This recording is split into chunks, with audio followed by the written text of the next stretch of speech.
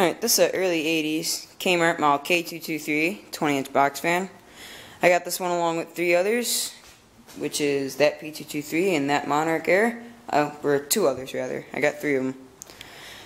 This is the dirtiest of the bunch.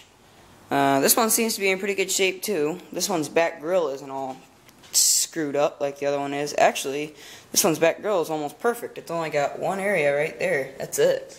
Other than that, the back grill is perfectly complete. The screw holes aren't even cracked out of it or nothing. I think I'll be stealing that grill for that fan probably then. This fan, I am not looking forward to cleaning. This thing is disgusting and it stinks.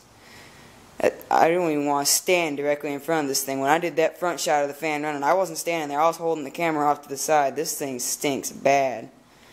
It smells like it was in a basement or something for a long time. The thing just stinks like mouse piss. It's terrible. Doesn't look like it's too rusty in there. It actually looks like it's not really rusty at all. It's just so dirty. It's got some rust right there. You never know though. This thing's so dirty it could be all rusted out in there and I just can't see it.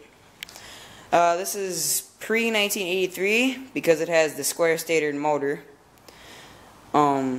Sucks this isn't one of the ones with the brown handle and knob. That would have been cool. So yeah, this thing's a pretty good fan. It's going to need some work just like they all do, but shouldn't be nothing I can't take care of. I'll be a good fan when it's all cleaned up just like the other ones will. So this one's going to be a bit of a bigger project than they are, but not a big deal. Anyway, that's it for this video. So thanks for watching. Hope you enjoyed and look for a video of this fan all cleaned up.